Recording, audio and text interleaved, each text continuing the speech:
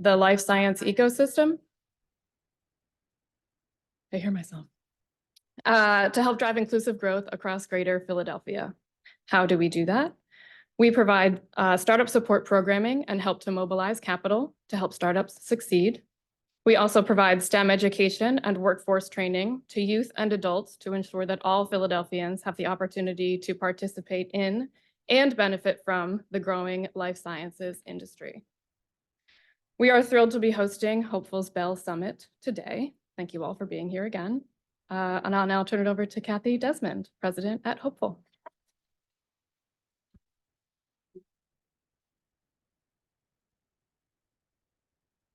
Thank you, Alex, and thank you to the Science Center. Good morning. Before we start, I just want to thank our sponsors and funders who made the summit possible today. Our funders are the United Way of Greater Philadelphia and Southern New Jersey, the Vanguard Strong Start for Kids, and the William Penn Foundation. Our sponsors today are Lakeshore and CHOP, so thank you to them. And thank all of you for joining us for our 5th annual Bell Summit. We're really glad to have you here. I'm Kathy Desmond. I'm the president and CEO of HopePHL. HopePHL was founded, if you don't know, through the integration of 2 organizations, PEC and YSI. And we became integrated in January of 2023. And so this is we just ended our first full year of integration. HopePHL's mission is to inspire Philadelphia's children, youth, families, and communities to thrive by providing housing, advocacy, and trauma-responsive social services designed to promote equity, resilience, autonomy, and well-being. Today's summit is one of many gatherings and celebrations happening all over the country this week in recognition of the Week of the Young Child. So we're glad to be doing this week. During our previous 4 summits, we discussed multiple policies focused on children ages prenatal to 5 who experience homelessness. The key theme at each of these summits was the importance of establishing a connection between the homeless service system and the providers of high quality early education.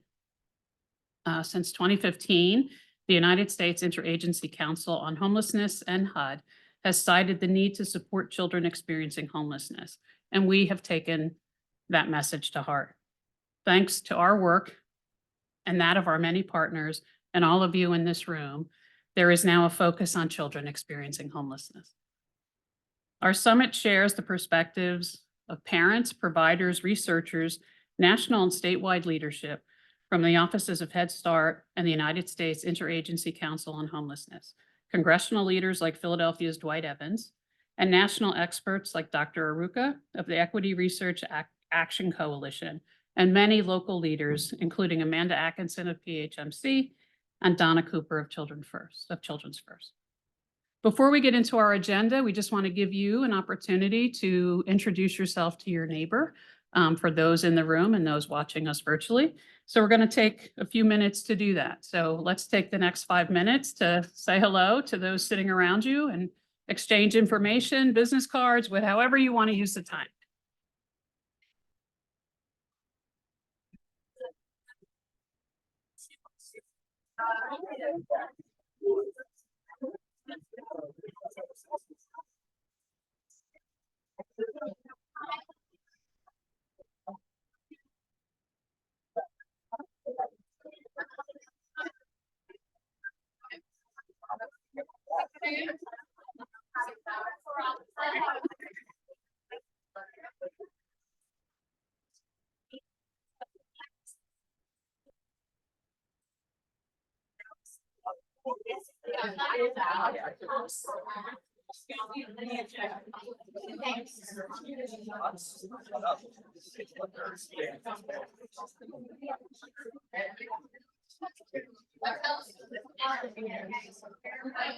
Take a picture of our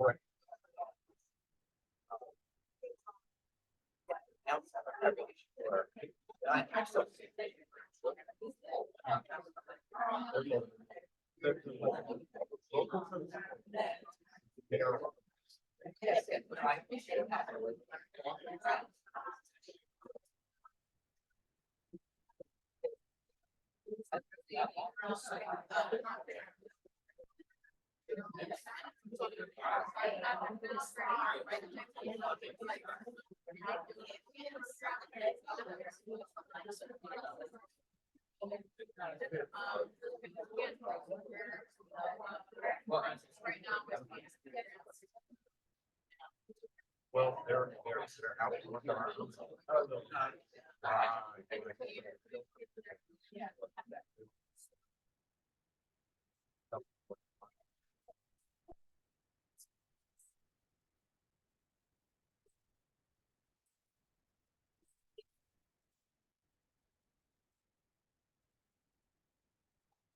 Okay, we're going to get started again.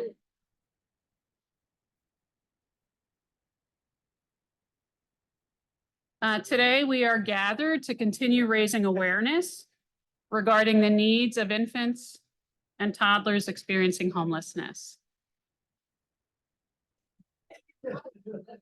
Sorry.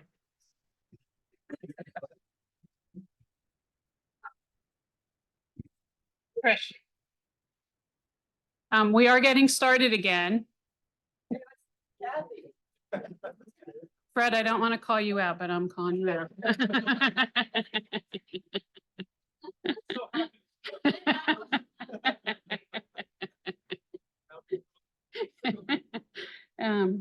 Today we're gathered to continue raising awareness regarding the needs of infants and toddlers experiencing homelessness.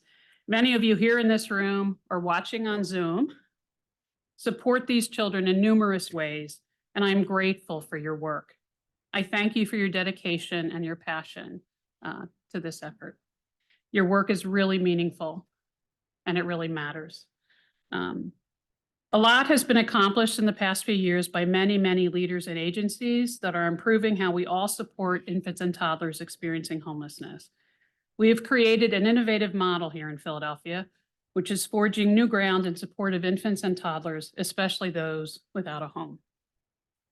But there's still so much more to do. And today we're going to talk about some of that and end with some action steps we can all take to continue the good work. Our agenda. Okay. 4.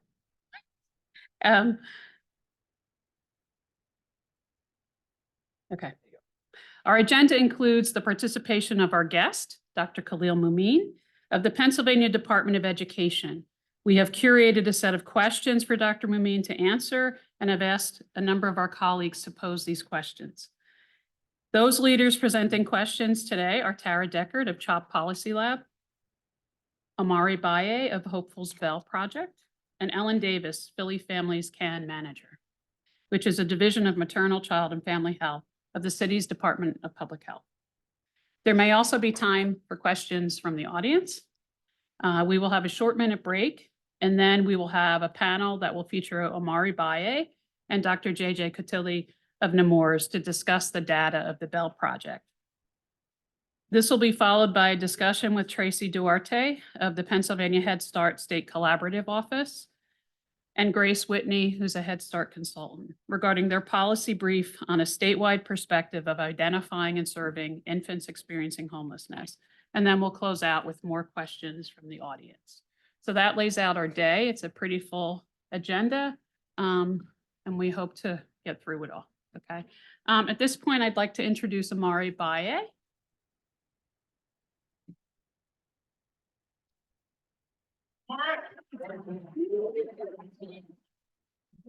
All right, man. So I'm gonna try to speed through a few parts. I know we're about a minute behind, but wanted to say good morning. Wanted to say good morning. My name is Amari Baye. I'm Director of Early Learning here at Hopeful.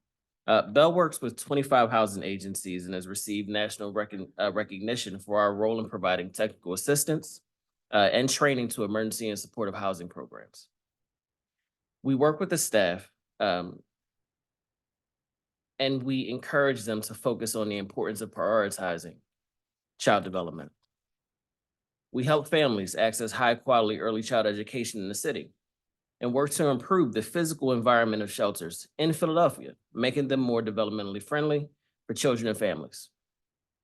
While great strides have been made to support children ages 3 to 5, we need to discuss the challenges that children ages birth to 2 face in accessing care, particularly for those families who want or need it. Now, there are many, including a lack of comprehensive and timely data. This data is unavailable, and often we don't know how many infants and toddlers experience homelessness each year. We know where some are residing, but certainly not all or even the majority. Additionally, we're unaware of the extent to which families of infants and toddlers experiencing homelessness are able to access supports. Without data, our strategies are blind, which brings us to our next challenge. The definitions of homelessness vary, so estimates must be used with caution. And here's a sample of the data that we do know about. Next slide, please. So, as you can see, Pennsylvania identified roughly 3,400 children ages birth to 2 experiencing homelessness. I'm gonna let this slide rest for a second because I know while we look at this data on a regular basis, a lot of this is new information for some. But you will receive all the slides at the end of this so that you can review and fact check and go to our sources. Next slide, please. Next slide, Eris. Oh, I'm sorry, one back. In Philadelphia, we know from the school district of Philadelphia that a little over 1,100 children ages birth to 2 have experienced homelessness in 2022, because that's the last year we have data. Next slide. Of all children ages birth to 5, infants and toddlers are the largest groups, as you can see by this chart.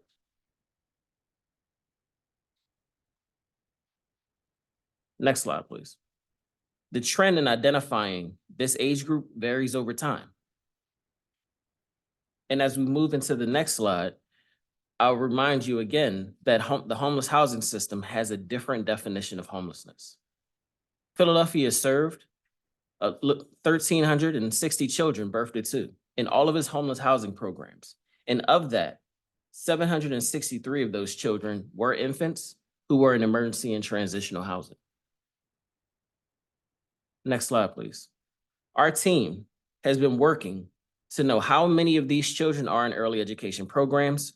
So for the sake of time, I'll assume that everyone in the audience knows the benefits of early childhood education programs, particularly as they support families that are housing unstable.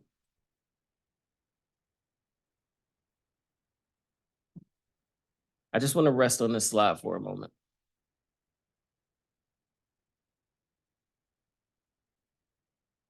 Now, as you can see, we know that approximately 77% of all parents had a discussion with their shelter staff about their involvement in early learning. Of that group, we know that during COVID in 2021, 29% of children ages birth to 3 were enrolled in early learning. 11% were enrolled in high quality programs. And you will hear more information about this from Dr. JJ Catulli, who serves as our data consultant and on HopePHL's Policy Advisory Council. But that is about all we know.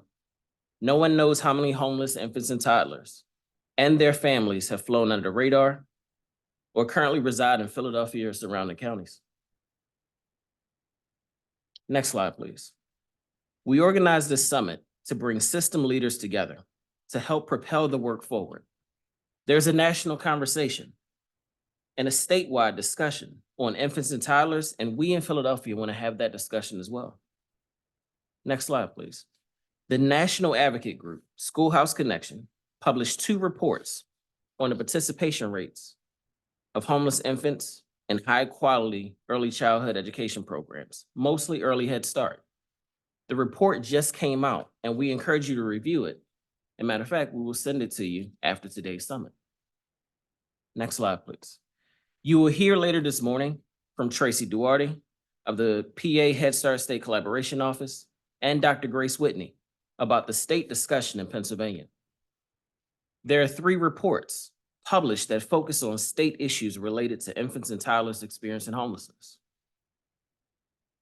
which excites us because now we have some baseline knowledge of participation rates in early learning by young children experiencing homelessness.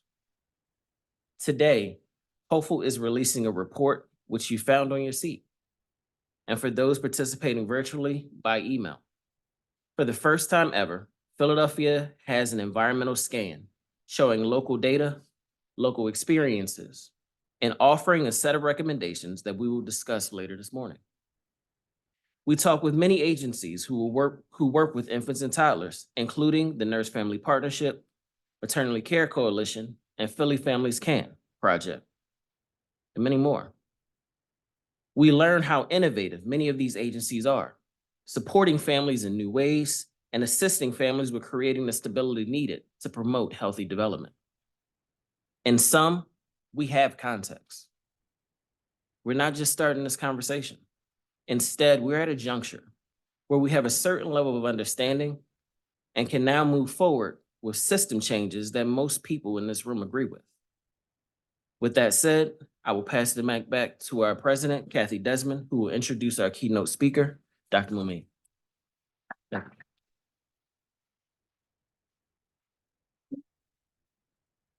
Thank you so much, Amari.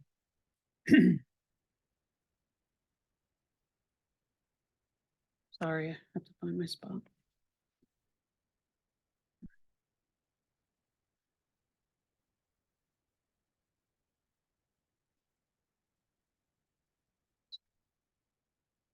My pages are sticking together. Okay. Dr. Mumin, we are so grateful that you're joining us today for this discussion. I don't have to tell you, but you sit at the top of an organizational chart that supports infants and toddlers in so many ways. We cannot expect you to solve all of our challenges, but we do expect you to be a partner in solving them. We recognize you as a key partner, a key leader in this work, and we're so grateful that you're going to share some of your work to inform us today. For everyone in the audience, Dr. Mumin is the Secretary of Education for the Commonwealth of Pennsylvania. He has served in various capacities as a teacher, dean of students, principal, and central administrator over the past 25 years. Most recently, Dr. Mumin served as a superintendent of schools at the Lower Merion School District. Prior to Lower Merion, Dr. Mumin was the superintendent of Reading School District for 7 years. He is the author of the book entitled Problem Child: Leading Students Living in Poverty Towards Infinite Possibilities of Success. He earned his Doctor of Education degree in Educational Leadership from the University of Pennsylvania, a Master's of Education in Teaching and Curriculum from Penn State University, a Bachelor of Arts in Secondary English Education from Shippensburg University, and an Associate of Arts in English from Northeastern Christian Junior College. Dr. Mumin. Thank you so much. Good morning, everyone. It feels good to be here today. And I'll tell you, when I hear my bio, I'm like, man, am I that old? Like, oh my goodness. But I am so thankful to be here today to engage in a conversation and a dialogue with you in regards to our most underserved children that enter our school systems. You know, as said before, I am the Secretary of Education, and I'm so humble and proud to be in a position of, you know, perceived power, authority, but more importantly, support. And what I love about this the most is that I had a conversation, it seems like back in the day, but it was only a year and close to 2 years ago, with Governor-elect Josh Shapiro before he became governor. And we had a meeting right downtown, and he said, you know, would you consider being my Secretary of Education? And I started to run down some of the things that I wanted to really engage in. Now, here is a tool that you must carry with you. It's nothing better than interviewing for a job when you have a great job. So I just shot for the fences. You know, I'm just swinging for the fences. And I said, I want to focus on students living in poverty. You know, my background as being part, you know, in a school district, which was Reading School District at the time. I was part of the Level Up funding pieces. I want to get involved with the most underserved school districts. I said, and also, as I sat there, I'm currently the superintendent in the Lower Merion School District, which is one of the most affluent demographics in the United States of America. And I said, I have this vision that all students should be able to reap the benefits that school districts like Lower Merion School District have. And we began to talk. And as you get to know me, I'm all like this at the table, like, you know, and I'm thinking of this, I'm thinking of that, I'm thinking of this, I'm thinking of that. And he said, okay, you have full autonomy to go after that agenda. I looked and I made a decision without even talking to my wife. I was like, oh yeah, I think I'm gonna be Secretary of Education. And that has been an amazing journey from day one till today.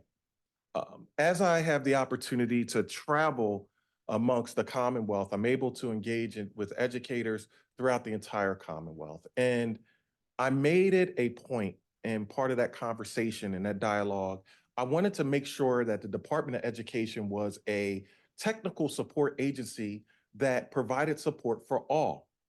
I said, we're going to go to all 67 counties. As my communications director sits there, Taj is over in the corner. He knows that we're going to Turkey Foot, Pennsylvania soon. And I'll be very honest with you, I had no idea we had a Turkey Foot, Pennsylvania. But what I do know is that there are students living in poverty in Turkey Foot. So this message is intended to expand across the Commonwealth. As we're talking about fair funding and the opportunity to create historic investments in that area, think of this number.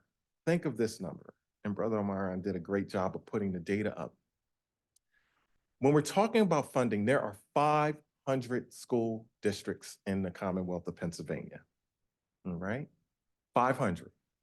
That's 1.8 million learners. And out of those 500 school districts, 387 of those school districts are underserved. 387 out of 500. We have work to do. We have a tremendous, tremendous heavy lift. And my travels amongst the Commonwealth, I've been able to see students who are merely surviving.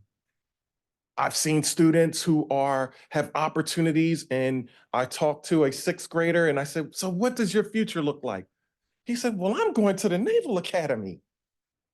So you can see there are huge discrepancies in how we educate our students here in the Commonwealth.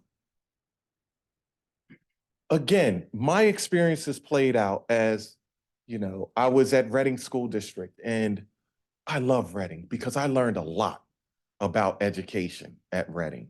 Now, prior to that, my background, I've been in urban areas, urban, suburban, and rural. High poverty, high socioeconomic status districts. I've been all over the place. And when I think of Reading, and I think of when I was there, and I left 6 months before becoming the longest serving superintendent in Reading's history. And what I found there was a community of love, a community that really had this passion to support the most underserved learners. So let me break it down, because I'm born and raised here in Philadelphia. We're talking about, and this will sound very familiar, we're talking about a community that's, at that time, the student body was 98% underserved. A city where the poverty level was at 78%. We're talking about a city which Reading is the 3rd largest school district, depends on who's asking. 3rd largest urban, but the 4th largest school district, because Central Buck sneaks in there at number 3. But we're talking about a community where we're talking about early childhood is an issue. Early childhood education is an issue. Childcare is an issue. Homelessness is an issue. And this is a community that surrounded themselves around these issues, and they said, do something about it. So we went head first. We went head first. And we were able to dispel a lot of the perceptual ideologies that people carry when you say we're dealing with Black and brown poor kids. So let me unpack this a little more. So as we're talking about the Reading School District, and this will sound familiar, very closely mapped onto the demographics in Philadelphia, we're talking about a student body that's 98% underserved. We're talking about a student body that's 99% minority. We're talking about a student body that is 88% Latino. We're talking about a student body that is 26% English language learners. My apologies, 32% English language learners and 26% special education learners. So when you look at this and you look at funding mechanisms and we look at this big thing called the Commonwealth, let's keep it real. There are students that do not have the same starting point. They don't have the same starting points. So before I engage and really start to fly this plane into this discussion today, I want to just step back and thank you, because you know the impact that you have, regardless of the perceptual stuff or what students can't do, or yeah, if only if the parents were there, this parent involvement piece and all of this stuff that we talk about in education in regards to tradition. You know what it takes to cultivate the minds of young people and support them. As I look around this room, I'm just thinking, and I know you feel this way, to many of our students, especially our students who are experiencing homelessness, you are their everything. You're their surrogate mom, pop, you're the surrogate nanny, you're everything. You're a comforter while also pushing, and I call it the great gift of gravity. You're pushing and pulling because you know that how important it is to give our students a fair chance at this work, regardless of their backgrounds, regardless of their zip codes, regardless of their ethnicity. So again, give yourselves a round of applause. I thank you for the work that you put in every day.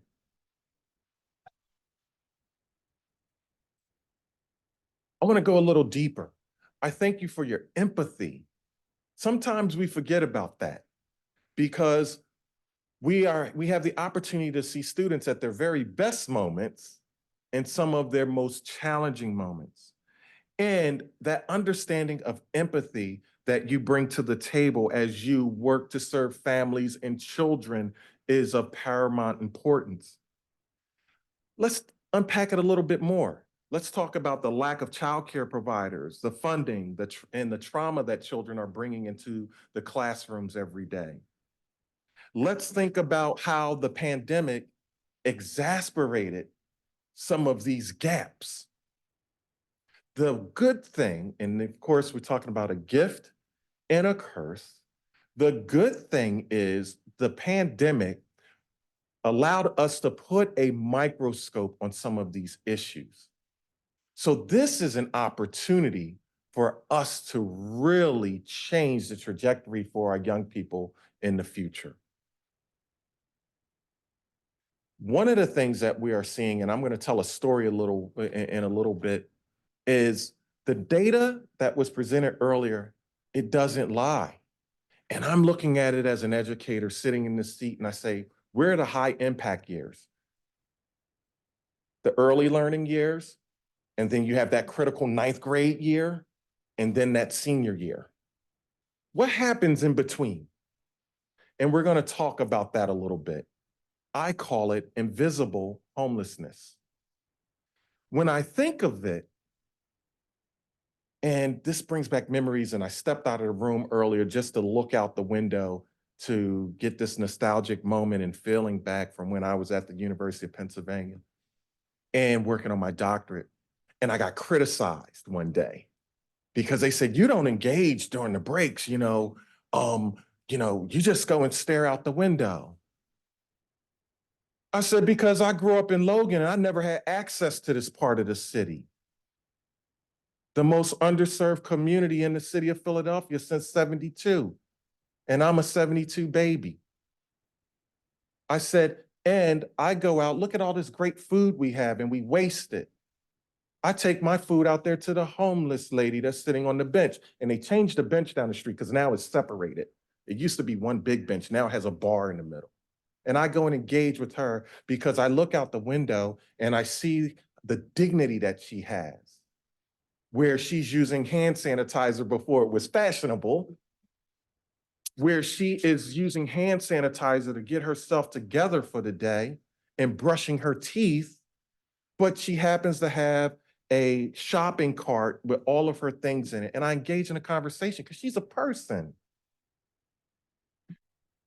And what I learned from her, which helped drive me through the University of Pennsylvania, she was a student at Drexel at one point. And something happened. Life's circumstances happened. She wasn't drug addicted, that's perceptual. She was a mom, or hopefully I haven't seen her in years. She is a mom, she was a wife, but she's homeless. And so that's what I've reflected upon. That's when we start to see the parts of the data that's not on that screen, how you are setting up those goalposts for success at the early years. From the data we collected, we know that 12,000 infants and toddlers in Pennsylvania are homeless on any given night. And nationally, and this data was presented from 2022 to 2023, the homelessness rose by 12%. The data that we saw today is Philadelphia data. And let's just put it in clear perspective, how large Philadelphia is compared to all of the other areas in the state, where the school district of Philadelphia is responsible for educating close to 2 million students on any given day. And I'm including charters, right? Because charter schools are public schools. The next largest school district in the state of Pennsylvania is Pittsburgh at a little over 50,000. And then that dipped to Central Bucks at 22,000, then Reading at 18,000, then Allentown at like 17.5. So when we see those numbers, just think of those numbers on a national level. You take those numbers and times them by 100. Because there are cities like this throughout the United States. And Mayor Parker has been very clear about her focus in regards to we are the most underserved large city in the United States of America. Now let's unpack this a little bit more. As we look at that, we are the 5th largest state in the union. So when we engage in these conversations, and I'm so blessed and fortunate to have these conversations with my colleagues from all 50 states, I want to hear about New York. I want to hear about Los Angeles.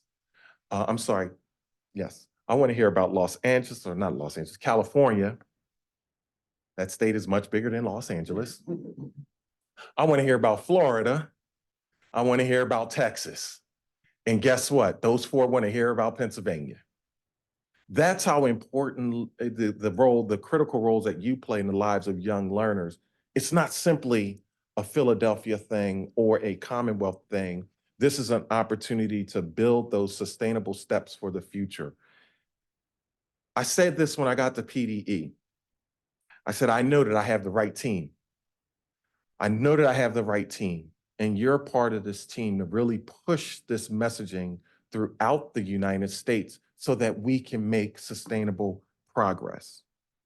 Here in Philadelphia, 1,360 infants and toddlers are served by the Philadelphia Office of Homeless Services. And 87% of families entering the homeless housing system in Philadelphia are African American. It is imperative that we work together as educators, advocates, and community members to ensure these families receive the help they need and that no one falls through the cracks. Let's talk about that word, advocates. Because think of this, we're talking about young learners entering school systems. And are there any advocates in the room right now? Show of hands, any advocates? Got it, got it. So you have experienced this. You walk through the threshold of a school and all of a sudden, ding, ding, ding, it's round 1. Advocates, and this was a position I used as a superintendent, just because there is, a committed person here to advocate on behalf of these students and families does not mean this is a situation that needs to be adversarial. We all have the end in mind. Now we know there's no perfect way to get to a solution. But sometimes we forget. We grow older. You have expended your bandwidth. Sometimes there's a lot of stuff to get on your nerves. And I'm talking both sides of the table. And then this is how we're doing it, and I don't want to hear anything. That's ridiculous. By having the end in mind, we all should be walking on the same accord, evenly yoked to get to positive solutions. My advice to you as advocates. Lay it right out on the table when you get there. Because you know, body language don't lie. Lower the temperature. Lower the temperature. We're here to work together. Lower the temperature. And I call that the thermostat of leadership. Especially when you're in a situation when you're dealing with adults that are thermometers. When it's hot, boom, we're hot. When it's cold, boom, the thermometer goes down, it's cold. You come in there and you set the temperature at 70 or 68 or 72, and you ride that temperature. Stay on point, stay on message, because you are here for the greater good and we need to work together. That may look like developing strategies to improve the data collection process with early childhood. The fascinating thing about this job, I'm able to speak from both sides of this. We know that the data isn't consistent. You know the data isn't consistent. Maintain the temperature. Let's talk about the data. The goal is to create and establish a more comprehensive picture of these underserved, most challenged youth that we are committed and working together for sustainable results. It may look like continuing the supports of OCDEL, which sits in my agency, to provide training and resources. Remember, you're the thermostat. Move it on in there, because we know that resources and professional development change from district to district. I said this earlier, I'll unpack this slightly. And it was fascinating how I got to Lower Merion School District. Back in the day, while my mom was working, she came through Swinson Skills Center, started her career down at a VA hospital down the street here. A doctor said, you know what, you should become a nurse. She tried at Widener. The money was a lot. Jefferson said, we'll give you more money. She went to Jefferson, graduated. At that time, I wasn't always this hype, by the way. I was growing like a weed. So we used to go to a thrift store over in Ardmore so that I could get clothing. And there was a doctor that I was like his same size. So I had some nice suits at Army High, boy. I was tailored up in 11th grade. Nice suits, coats from Boyd's and things of that nature. And my mom said, back then it was City Line Avenue, not City Avenue. She said, Khalid, think of this street as the Red Sea. She said, an education can get you to this side of the street. She said, it's much different. And we did this, we stood there, and I didn't understand where she was coming from. We stood on one side of City Line Avenue near Overbrook. It's a huge church there. And we looked over, and there's a sign that says Lower Merion Township, or Montgomery County. Lower Merion is the next sign. And we walked across the street because the hospital's over there. And we looked over, and she said, the vantage points are different from both sides of this street. She said, education will help you to navigate across to this side of the street. Didn't know what she meant. I got to Lower Merion and I said, oh, this is what she meant. 35 years later, I said, oh my goodness, a community that supports their most underserved, but with resources and personnel and salaries and benefits. The other side of the street, we just fight for a chance. We just fighting for a chance. We just fight for a chance. But then there are times and obstacles along the course where you get pushed back. You get pushed back. And one of the things that we continually have to think of, and this is where I say you can't take yourself so seriously all the time. We've made it. We've made it. We've made choices. We've made it. And I don't remember thinking or engaging with students who may have been homeless when I was a high school student. They had to be there. The reality is, especially with young people, you may never, ever know. So I'm gonna tell this story. It's a story about a story about a young lady that had graduated in a credit recovery program in Reading School District. She was the commencement speaker. She had it going on. This young lady was killing it. And then she said, "What people don't know about me is that I'm homeless." So I was like, she's the manager at McDonald's, like she's homeless. She said, "I came home one day after 8th grade. My mom got a new boyfriend and moved to New York and left us. And the way that she survived was that her classmates, and actually it was the class president from the traditional graduating class, that allowed her to couch surf." So she gave a shout out to Elise, who's now in a social work program at Shippensburg University. And the young people somewhat surrounded her. She had the clothing, she had the look, she struggled for meals, but she could go from house to house, home to home. And she told her story. And the most impactful part of that story was, no one knew about me being homeless except for my guidance counselor. Because at Reading, they have and most schools have this, definitely here in the school district of Philadelphia, they have at Reading, it's called the Knight's Closet, where she could go in, she got her prom dress, she had her clothing, they would wash her clothes. She was receiving sanitary products. You know, the school had created a community of learning and support and love that she didn't have at home.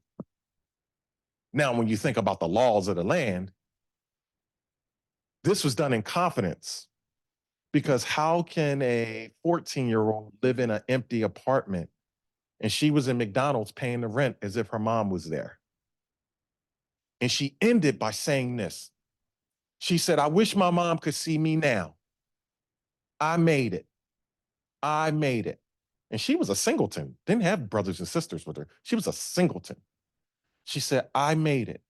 And she says, "I'm committed. I'm a manager at McDonald's now, but I'm going back to school because I want to help kids that look like me."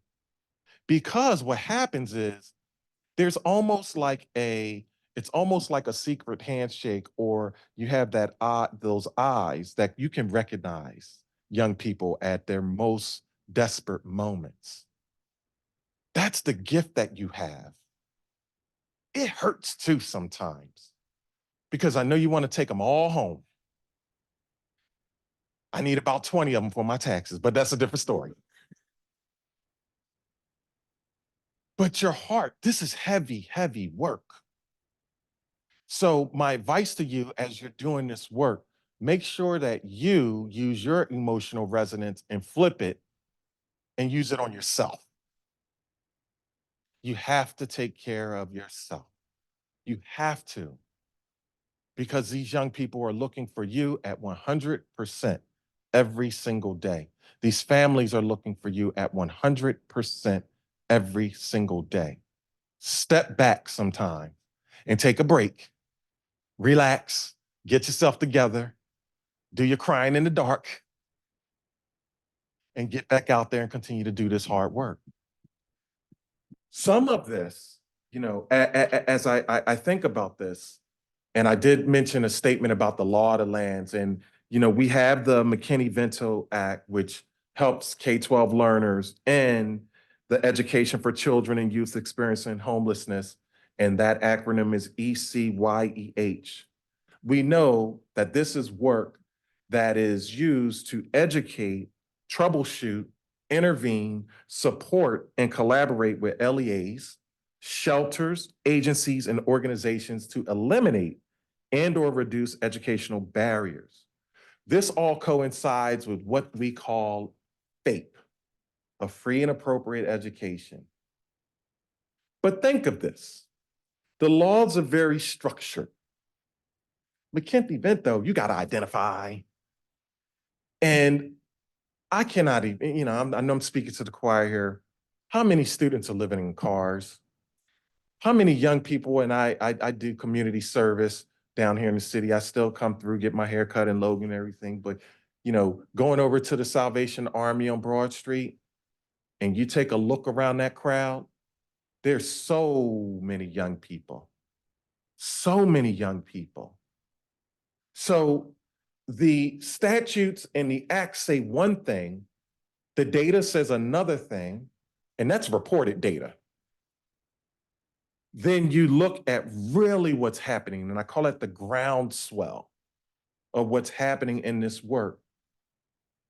You are those visionaries that are able to help these young people move through our systems and hopefully get across that stage of graduation and be able to change the cards that they were dealt.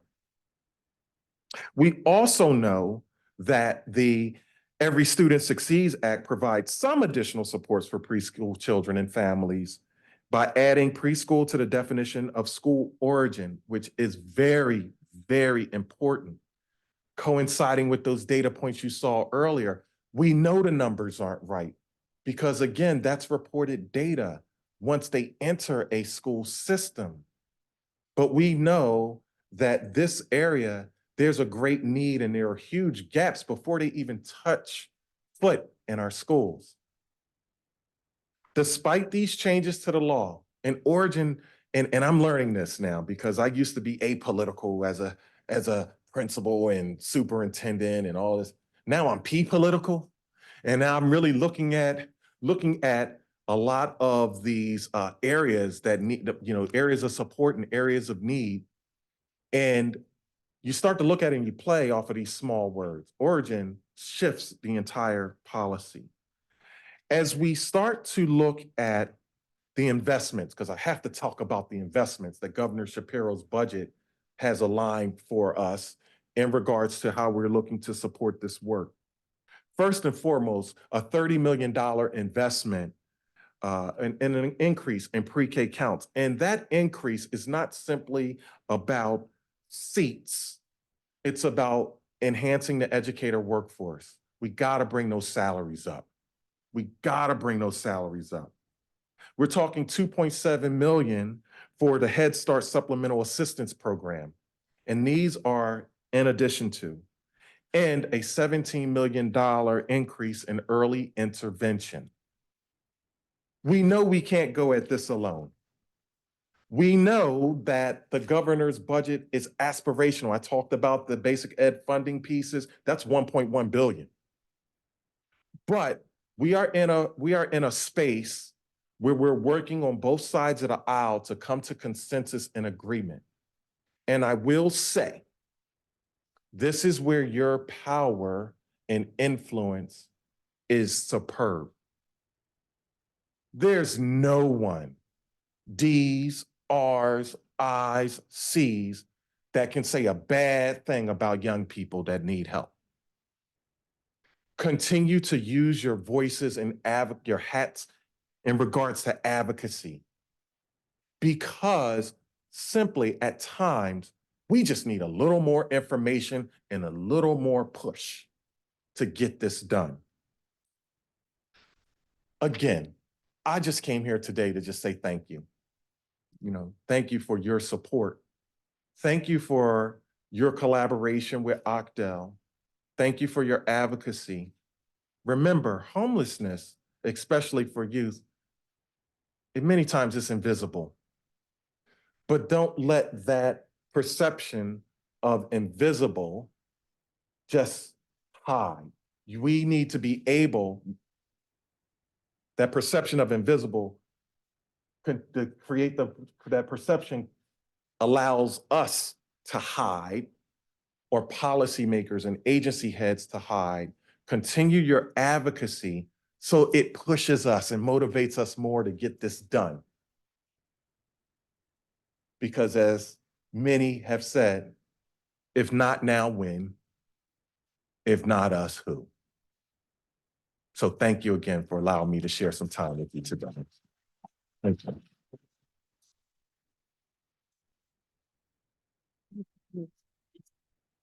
Sure. Thank you.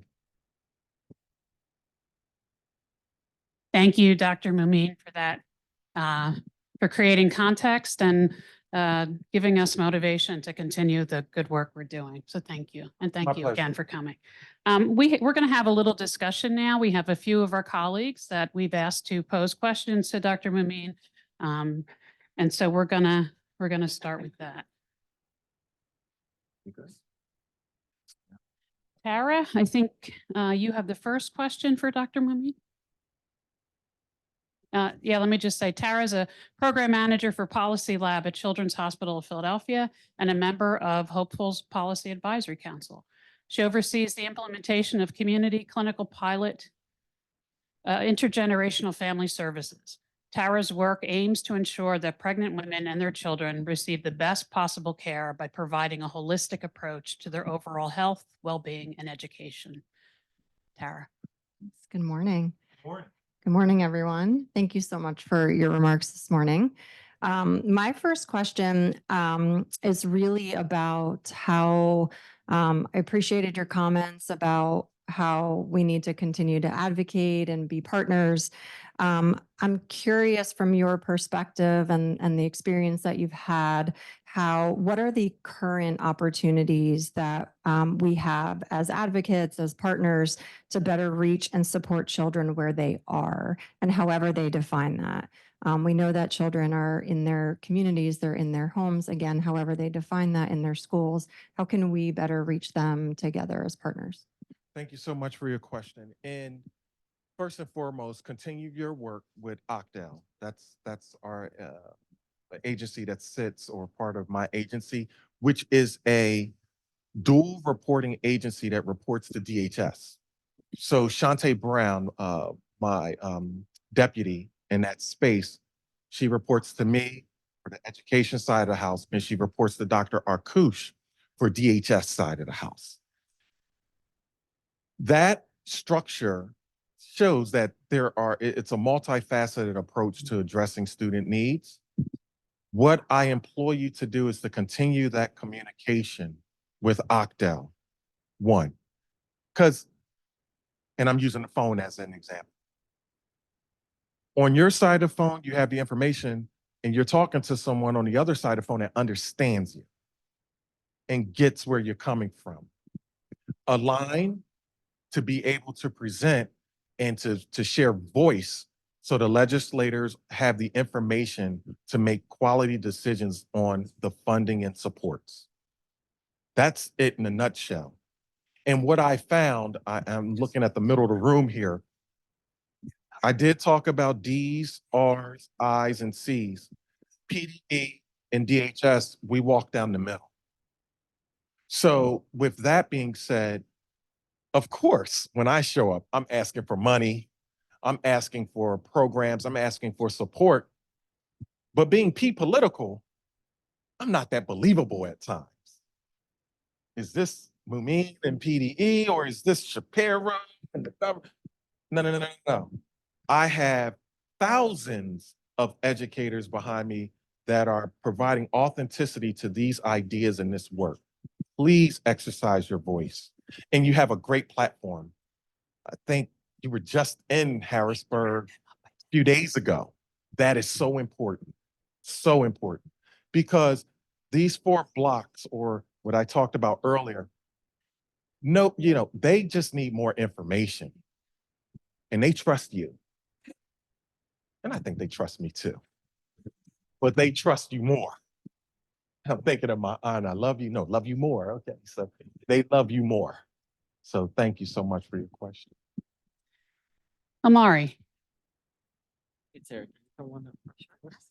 And we're gonna ask Ellen to come up front as well. Superstar. Right on. All right.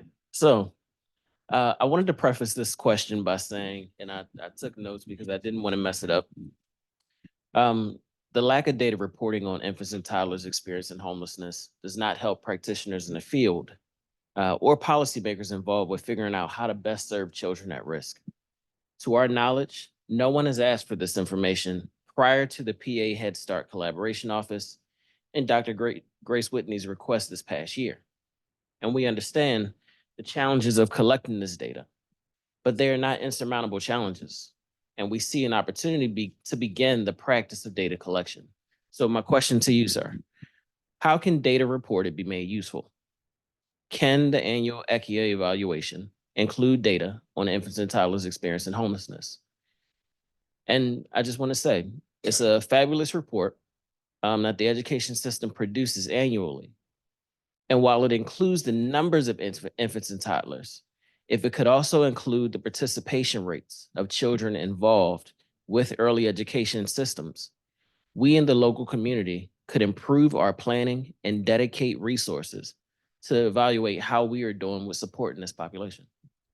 Thank you so much. And I applaud you for the efforts to actually get the data piece, the data conversation to the table.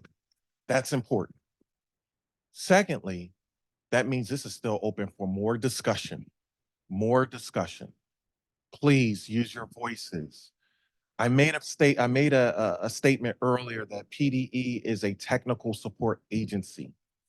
That means our major role is to bring people together so that we can share messaging of how policy coincides with what's really needed. Data is everything in this space and in many spaces in education, because everyone's not a visual learner like me, and I hear something and I'll remember it. The data makes sense, and you couple that with a authentic story, true story, that is powerful. The data is so important, and that's something that we talk about. I mean, I have my Wednesday meetings with my staff.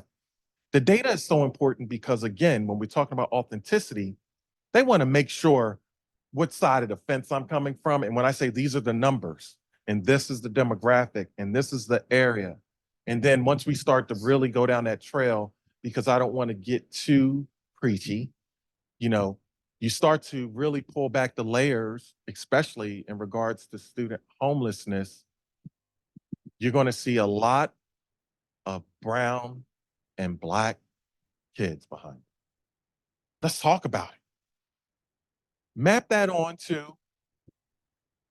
me take my choice here. I'm thinking of my neighborhoods.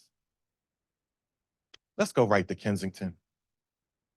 Map that onto Kensington. Map that onto areas in the Northeast.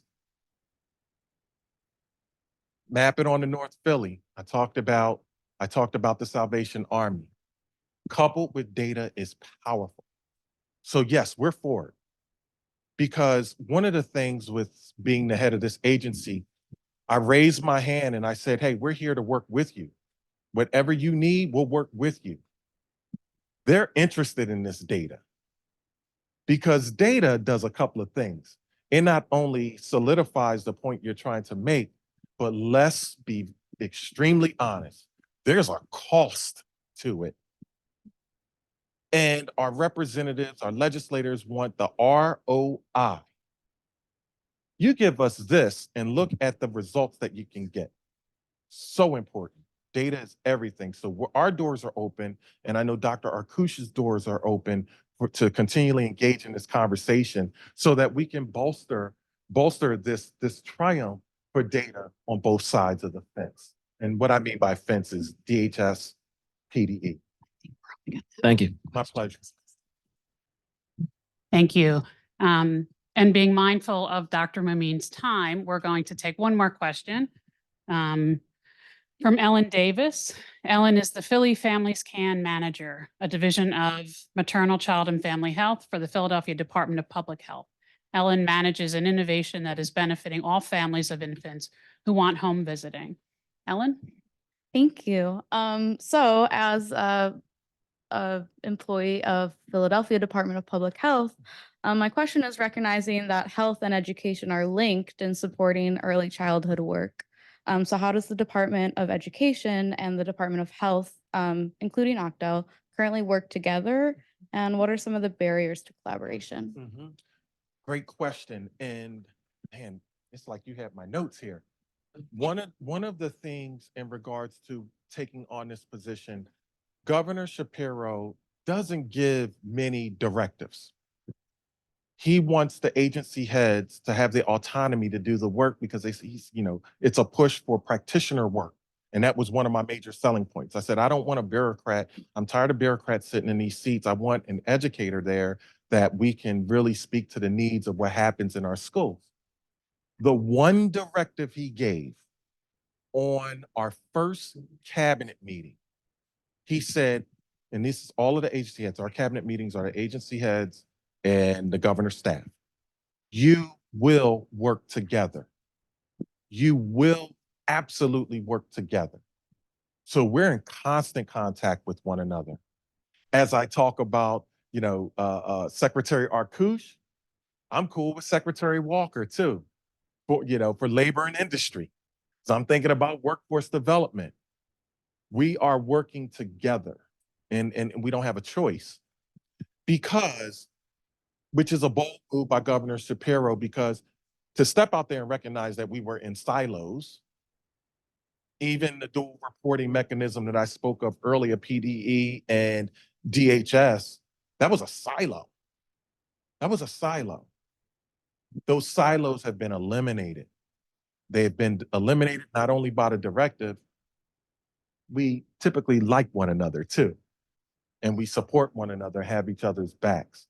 So that's a great question because that's a piece I did not talk about earlier. From your advocacy vantage points, there are several doors into this. This is the PDE door. You got the DHS door. You have the department, you have the health agency door. You have the Philadelphia Health Department door, the Montgomery County Health Department door. All of these doors should be able to lead us to make decisions around funding and policy. To give another shout out to Dr. Arkush, who's DHS, she was the head of the Montgomery County Health Department. She gets it. We just were in a meeting the other day where her experience, her prior experience in being a commissioner, she stepped out there and was able to talk about, okay, this sounds good, but this is what it looks like in real life. We need these examples and push on us to continue to have that collaboration. And it's not calling us out. Advocacy is not adversarial. It opens our eyes and further helps us to align with what's important. The last thing, and I'll clinch this now, the last thing that we want to do is to have policy way out here that looks good and sounds good, but does not touch the people that it needs to serve. So your advocacy is extremely important. Advocacy and I'm speaking for all of my secretary colleagues, is not something that is adversarial. Now, for us, we do it because it's the right thing to do.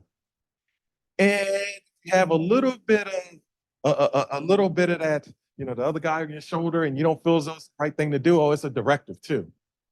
So it helps. So thank you so much. Continue your advocacy. Continue your advocacy. Because as I tell these stories, I'm telling stories from 2014, 2015, and then as recent as 2021. Those stories are old now. Things have changed even more over that small span of years. Your authenticity and advocacy is so important for us because we want to remain real to what's happening so that policy and funding maps right on to what's needed. So thank you. Thank you. Thank you, Dr. Mumin. My pleasure. I want to thank you again for coming today, for your partnership, and for the invitation to knock on the PDE door to advocate, because we will certainly do that. Yes, Thank you. Thank you. And as I say, knock on the door, you're going to get Shantae Brown. So, and Shantae's phenomenal. And one of the things about Deputy Brown is that she comes from Philadelphia. She worked in this space. So you best believe, I mean, I just was on a meeting, our one-on-one meeting with 30 other day. Man, I'm speaking like Shantae now. She has me so in tune with early childhood learning and the needs, and I love it. Because as a leader, I don't know everything. I allow for Shantae, Dr. Shaw, Dr. Rowe, our one-on-one sessions, they teach me stuff because I ask questions. I say, tell me that, give it to me a little bit, give me the data. I want to understand this more. They have that authority to do that. And she is a lifeline for us at PDE and DHS for this work that you're doing. So continue to knock on that door. Great. Thank you so much. Thank you so much. Thank you.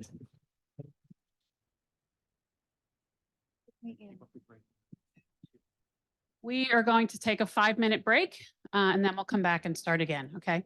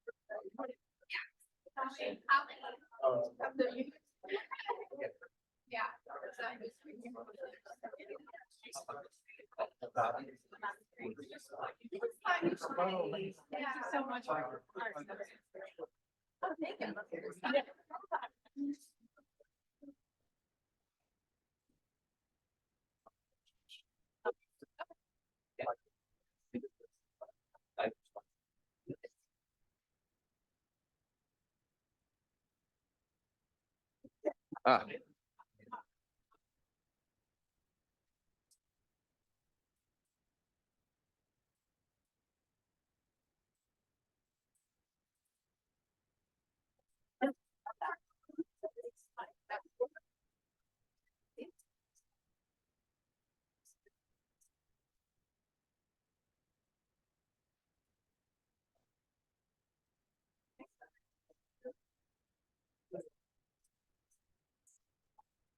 It's not right there. Sorry, it's right there.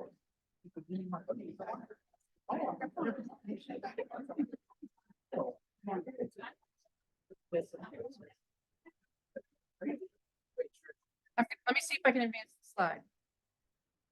Yeah, if you can. Kathy Mumin, a nice post picture of Kathy Mumin in front of the banner.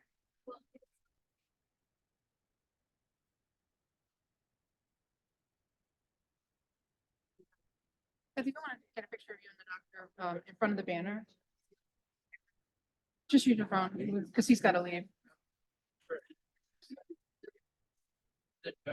Yes. Huh? No.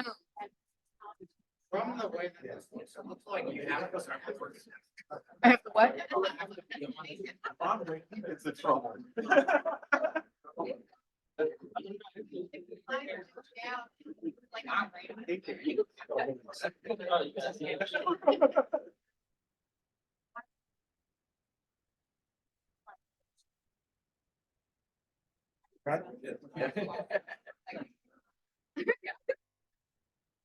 you. Like you're talking to each other? Yes. Yeah. No, don't. I'm out here. There you first.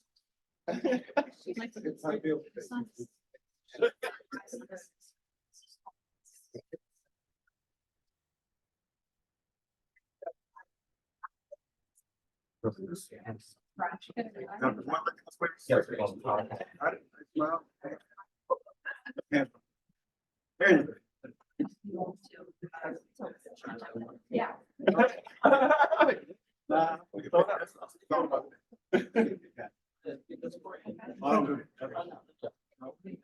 I don't. As you got.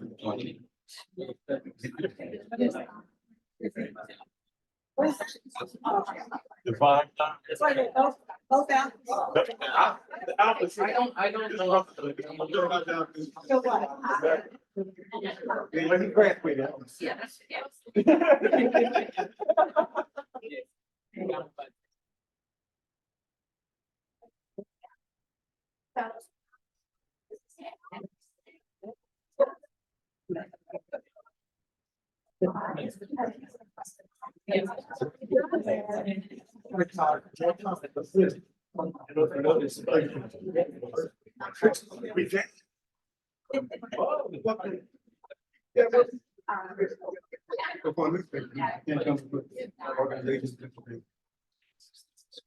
Private meetings.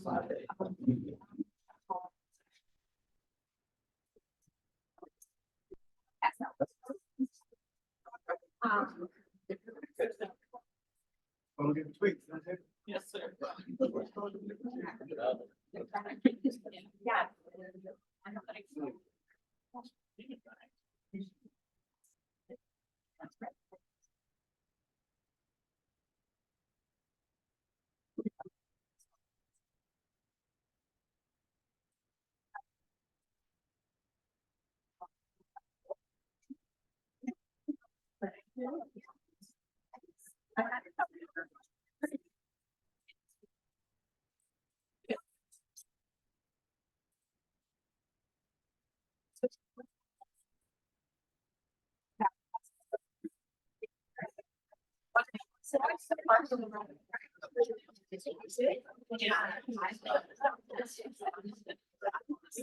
Yes, so we're actually.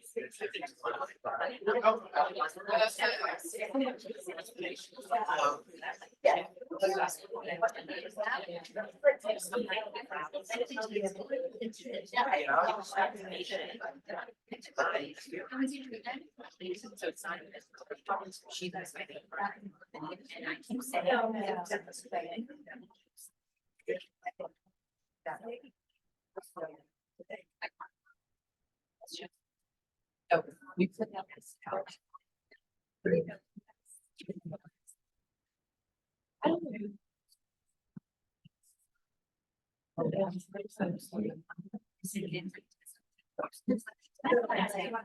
Yeah, I can't do that. Do I do it my own thing, but like. I can't say that, but yes. I mean, it's the end date. Yes, but even just written time, you know, to have like. We're just starting. Ours is getting sorted, so like. We've done a lot of. Understand and they understand that they will want to contract, you know, and everything.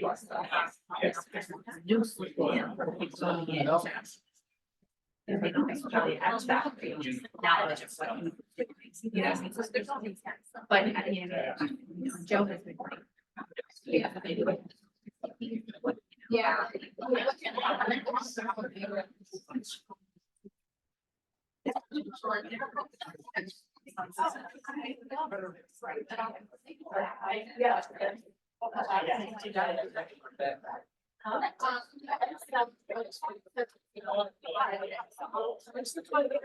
I know.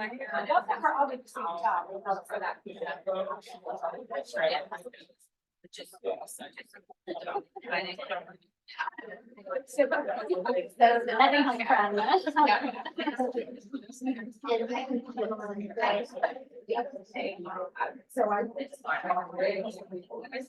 Yeah.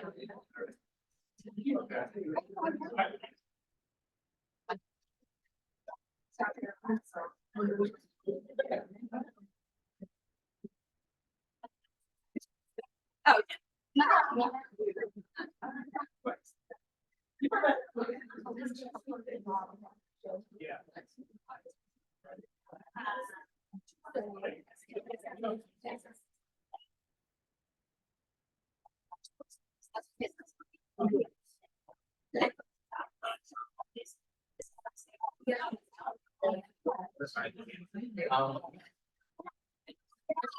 Well, when you're ready, it's just a sign off.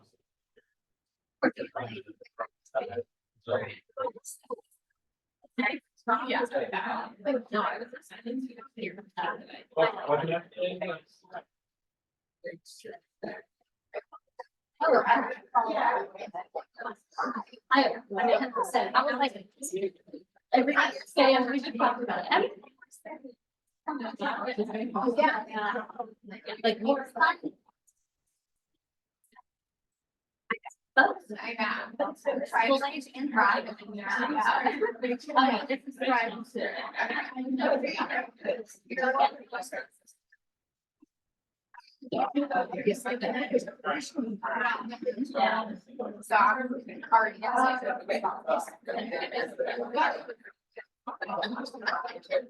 I don't know.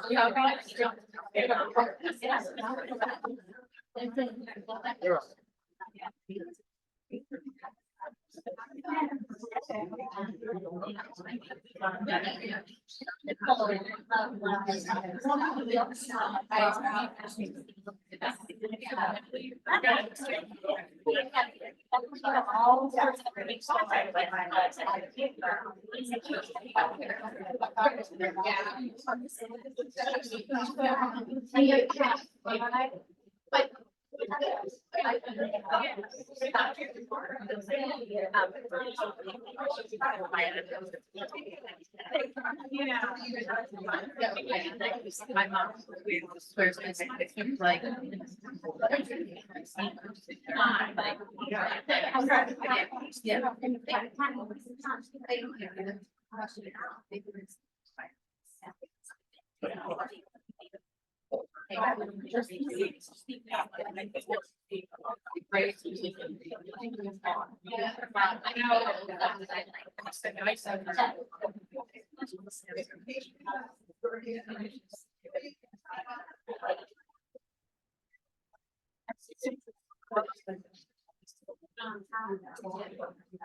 I used to be another agency. Yes, yeah.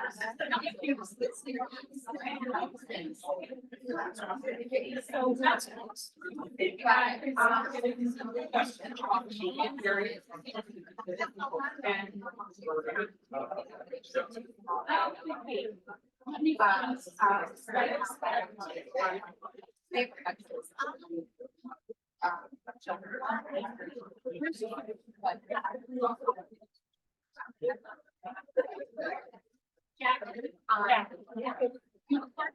yeah.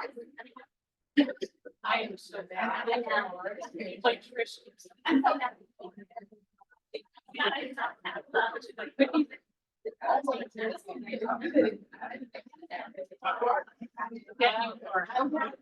the Jackie is the VP of development. Okay. She will be this week. She will connect with them. Okay.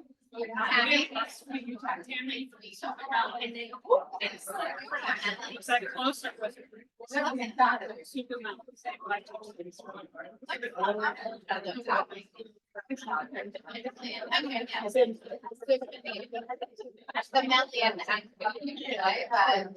Tammy's been dicey, really wants to. So I'm not really sure if she's ready for that.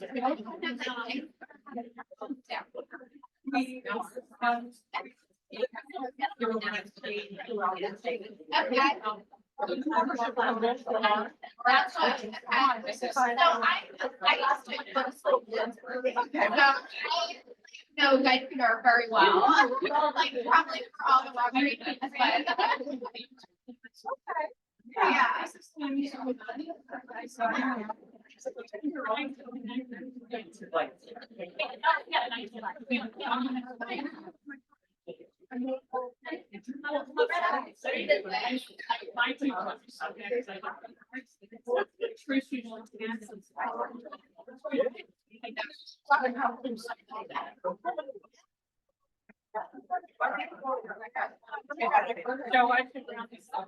Yeah.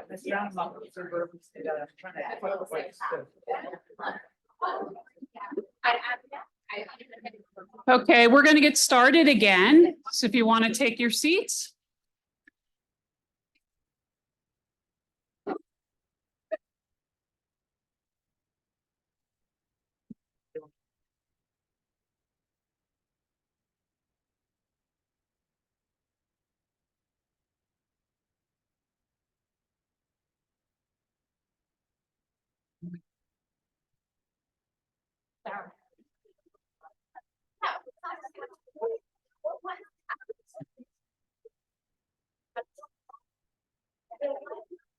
I didn't do anything.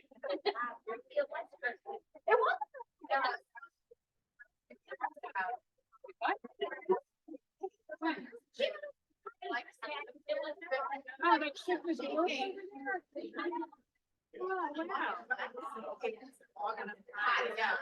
Okay, we're going to get started. Fred, I don't want to call you out again. Psst, Fred.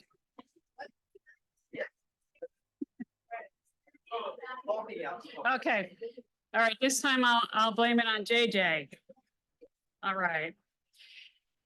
Okay, we're going to get started. And before we get back to our agenda, for those of you who attended our Bell Summits before, you know that we give out an award at the Bell Summit every year called the Yay Babies Award.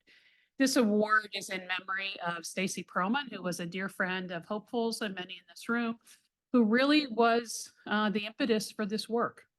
So this award is given in memory of her.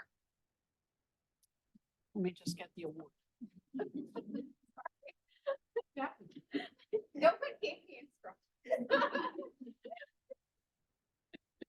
Okay, so this year we are giving this award to Bernadine Hawes.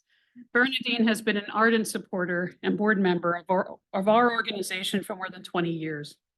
She has been our board president, managed our community development department, served as an interim president and CEO of our agency. And in her other life, she served as vice president of the Science Center, incubating businesses for IT and biotech companies. We are giving her the Yay Babies Award in recognition of her leadership of our Policy Advisory Council over the last 8 years. The Yay Babies Award is given to those who go over and beyond the call of duty, serving children and youth experiencing homelessness. During her time, the council has led a local and statewide effort to increase public awareness of this very vulnerable population. Chief among her advocacy has been to guide the expansion of our relationship with the research community. At her urging, we created a research consortium by recruiting some of the top researchers in family and child homelessness. We published more than 20 policy reports and broadcasted the data far and wide into the halls of City Council, Harrisburg, and Washington. Thanks to her leadership, we are well known in those arenas of power. And more importantly, policymakers are more aware of the thousands and thousands of young children who do not have a home. Please come up to accept the Yay Babies Award. I also want to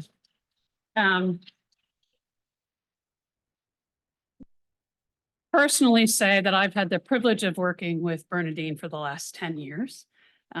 She has been a mentor, a supporter, and a friend. And so I'm grateful to her. And here's your. Yes, ma'am. Yeah. Thank you.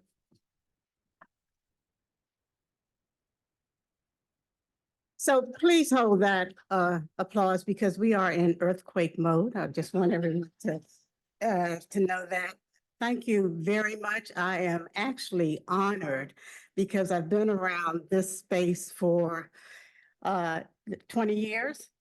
And I was in this space called the Science Center for 25 to 30 years. I actually ended my career here having developed the latest building, which is just across the street, called the Port of Technology. So I'm one of those hidden figures, those techie type person. I only have 2 minutes, And so I stand between you, the next session, as well as probably some heat because we've been very chilly in the back there.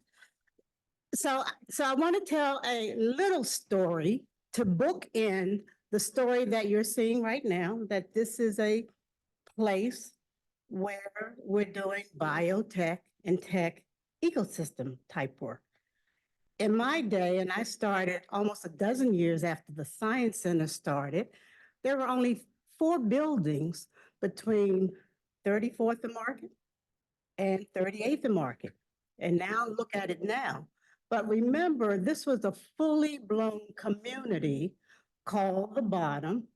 So after redlining, the next level was destruction and revitalizing this space, but you got blight. And in a certain sense, we have existentially contributed to the sense of housing insecurity in this area. We're trying to reset that information right now. We're trying to reset the culture. But I think the biggest message I want for you to take away, and it's not that I've done the policy, headed up the policy, and actually started it. Joe wants to name it the Bernadine Hall's Policy Institute. It's like Erica Baidu. They won't be naming no buildings after me, so they just name a Policy Institute after me. But this is really a call to action. And who is not in the room, the gaps, are the parents. And we heard the Secretary of Education say that you guys are surrogates, and I like surrogates. Don't get me wrong, but I like parents. And at some point, we need to get the parents to this room in significant numbers to impact what we've been doing with children who are experiencing homelessness, especially those 0 to 5. And until they are at our table in large and significant numbers, we still have a major charge to implement and execute. And we're not the ones that are going out marching. I don't know how many paid tribute to yesterday, which was the commemoration of Dr. King's assassination. I don't even know that we remember April 4th anymore, but we are not the ones that are with play cards. That's an old tactic, but we know we can expand the table and expand our activities. And that has been my whole vision working with Hopeful. Now I keep having to remember it's now Hopeful, and that's how nonprofits expand by merging with other great nonprofits, 70 years YSI, 60 years Science Center, PEC. So we're doing good stuff here. And I'd like to thank everybody. And I'd like to especially thank members of my policy committee. Are you in the room? Raise your hand. There you go. Thank you very much. We know it takes a village. We love saying that. I add adjectives. It takes a smart village. So that's what we need to do. So thank you very much. And thank you for this award. I'm really honored. So.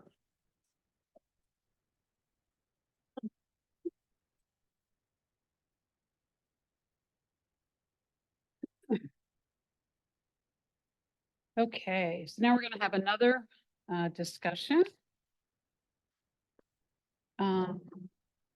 I think at this point, where's Joe? We are going to hear from Tracy Duarte and Grace Whitney, what they're doing currently and how they're raising awareness of infants and toddlers experiencing homelessness. They're going to identify some challenges and offer some solutions. Are they going to be up here? Yeah. So you'll see them.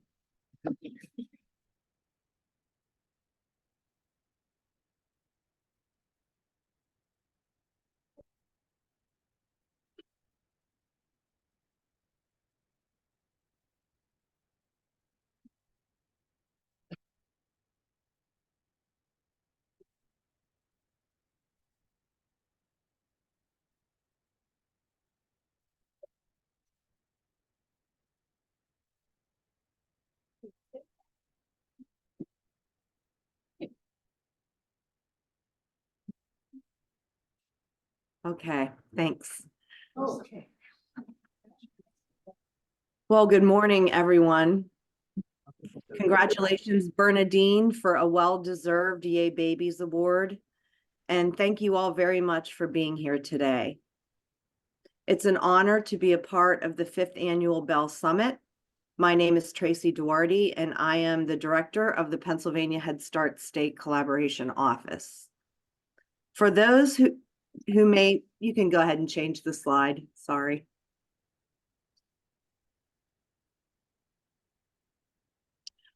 For those of you who may not be aware, there is a Head Start Collaboration Office in each state across the country, most of which are staffed by just one full-time employee, a director, which is the case in Pennsylvania. The collaboration offices are housed in Pennsylvania, is housed at the Pennsylvania Key and is a part of the executive team at the Office of Child Development and Early Learning, or OCDEL.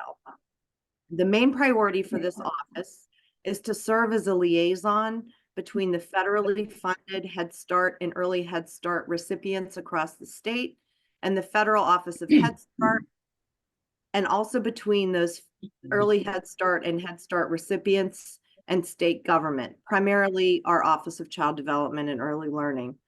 We are mostly tasked with linking our grantees to other state systems that serve young children that are eligible for Head Start and Early Head Start programs. A cornerstone of Head Start since 1965 has been to serve the most vulnerable children in local communities, to include young children experiencing homelessness as a priority. Children experiencing homelessness are categorically eligible for Head Start, are prioritized for services, and are provided accommodations when enrolled. In Pennsylvania, we have focused heavily over the last 10 years on connecting our Head Start, Early Head Start, and all early learning programs offered by OCDEL with the Education for Children and Youth Experiencing Homelessness program, local McKinney-Vento liaisons, and our Pennsylvania housing system. I'm also proud to say that a close partner in much of our work that's been done by the Collab Office and OCDEL has been Hopeful. Next slide, please. Today, I just want to take a few short minutes to share some of the efforts that the Collab Office and OCDEL in partnership have been focused on for the past few years.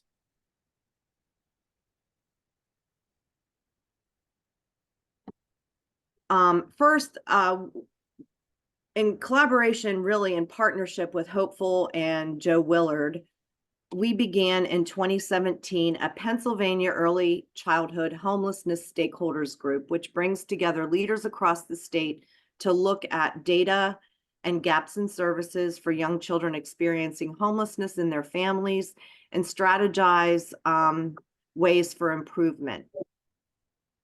I'm proud to say that the Collaboration Office leads a national learning community on homelessness that meets monthly, that includes other Head Start collaboration offices across the country, as well as members of the Office of Head Start, the Administration for Children, Youth, and Families, and other federal organizations.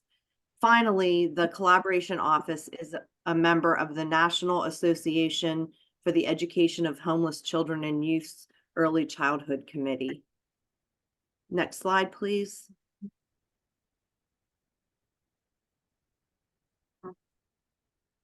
Now, to get into some of the good stuff that's been done in Pennsylvania, beginning in 2020, really,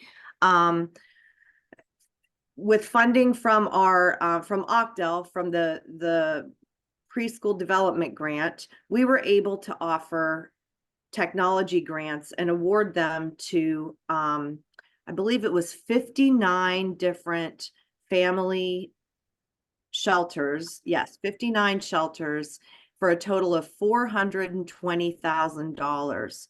These awards were used to purchase computer equipment so that staff and families could have access to the internet during the pandemic, as well as other technology that was necessary for them to continue to be connected during the pandemic. From we've also, sorry, I can't see my slides, so let me just pull them up here. From 2021 until present, we've been doing a lot of work to educate and inform the systems across Pennsylvania that work with those providers on the local level. We've developed, and this is in collaboration and partnership with Dr. Grace Whitney, who has served as a consultant to the Pennsylvania Collaboration Office as well as OCDEL for I think about 4 years now. So we developed communities of practice with systems partners, and we developed professional development for our systems partners. Those have included our early learning resource centers, our pre-K count specialists, early intervention support staff, our Head Start recipients, the continuums of care, OCDEL certification staff, McKinney-Vento liaisons, as well as others. We have taken the supporting children and families experiencing homelessness learning modules that are on the federal eClick site and had them brought into our Pennsylvania Professional Development Registry so that all of our early learning programs can take those through the PD registry for credit. We've developed a number of state data briefs. I'll call out in particular an initial state brief that focused on children 0 to 5 experiencing homelessness in Pennsylvania and their connection to early learning programs. We did another one late last year specific to infants and toddlers. And finally, an updated brief that was just done early this year that updates the initial brief, but on homelessness, but also includes some data on foster care and provides some really beautiful templates that can be used at the local level for programs and communities that are interested in collecting data to be used locally within their programs. In a minute, Dr. Whitney will take you through some of the highlights of our most recent brief. Finally, we've developed some recommendations for OCDEL around policy and regulatory concerns. We've also, thanks to, again, Dr. Grace Whitney, we've developed some infographics around mental health and health for young children experiencing homelessness. And we've done a great deal of data collection and analysis with Dr. Ben Cohen from the Center for Schools and Communities, specific to the Collaboration Office's needs assessment. But we've also done data collection and analysis in partnership with HopePHL and Joe Willard, as well as Sarah Shaw, just really trying to bring to the forefront in Pennsylvania the need to focus more, not just on infants and toddlers, but on all young children 0 to 5 experiencing homelessness. And again, and I know it's been said a number of times this morning, but really trying to look at the gaps in the data and the inconsistencies in the data. A lot of it are things that we can't necessarily control, but really just looking for ways for Pennsylvania to stand out in terms of the way we're looking at and collecting our data. Finally, Joe Willard has begun a Substack account where Dr. Whitney and many others have been putting articles, submitting articles to that Substack about young children experiencing homelessness and the data in Pennsylvania. All of the resources that have been mentioned this morning, not just by myself, but that Grace will talk about, the briefs can be found on the Pennsylvania Key website on the HISCO page. So that's all for me. I want to now, I know that was really quick, but I also know that our time is almost up. So I want to introduce you to my dear friend and colleague, Dr. Grace Whitney, who's going to take a few minutes to share just some of the highlights of the most recent brief that was done by the Collaboration Office in partnership with HopePHL.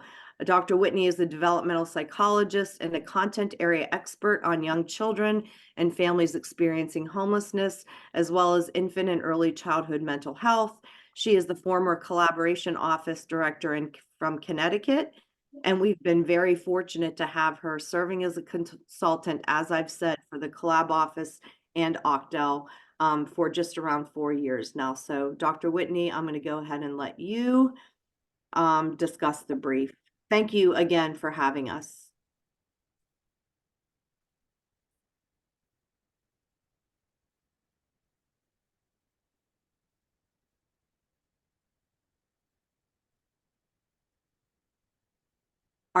Are you unable to mute, Grace? Yep.